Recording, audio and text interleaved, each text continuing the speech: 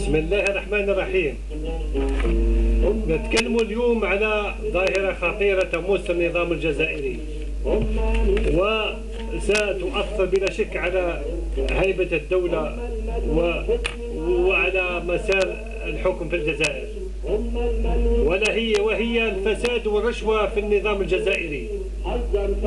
فقد فاجأتنا الصحف في المدة الأخيرة بفضيحة أخرى، وهي فضيحة اختلاسات في مؤسسة سوناتراك، وما أدراك ما سوناتراك، القلب النابض للجزائر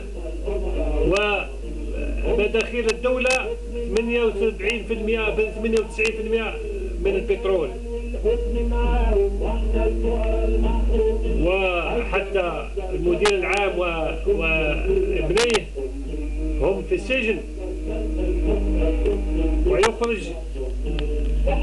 ويخرج اليوم وزير الطاقة شكيب خليل ليقول بأنه لن يستقيل، كأنها ملكية خاصة ينهبون ويمرحون ولا أحد يحاسبهم.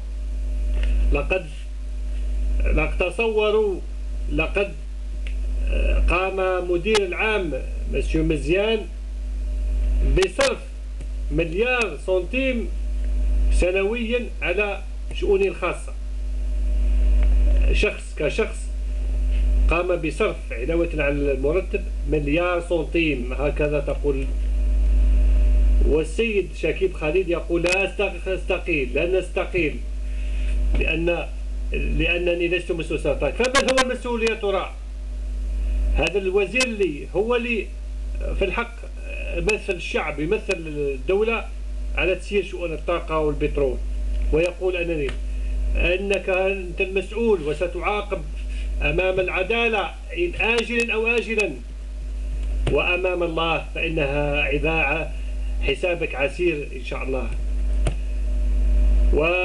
وعلاوة على الفساد المرتشي في الأشغال العمومية، مؤسسة عمار غول حيث مدير الديوان راه تحت الرقابة القضائية، وهناك إطارات سئلوا من طرف الديراس المخابرات الجزائرية عن صفقات مشبوهة تخص الأوتوروت أست ويست التي تسيل اللعاب السارقين والمرتشين، زيادة على فضائح أخرى تمس قطاعات أخرى حساسة. وبهذا المنوال فستعم الفساد، تعم الرشوة في الجزائر. إذا نطالب بقوانين ردعية لمنع هذه الممارسات،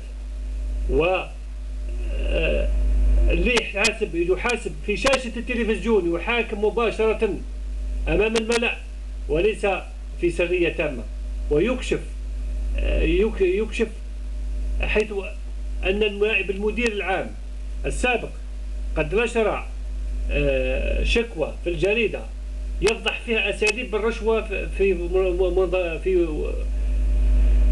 في سوناتراك، وقد قابلت العدالة هذا الشكوى وهم في التحقيق. نطلب في كل المسؤولين في كل القطاعات أن يفضحوا هذا المرتشين، لأن هذا مال الشعب وحرام المساس به.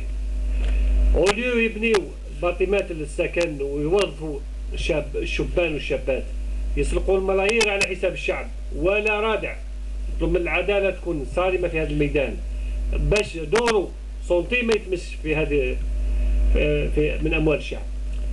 ونشكركم وإن شاء الله يجيب الخير، وتحية الجزائر.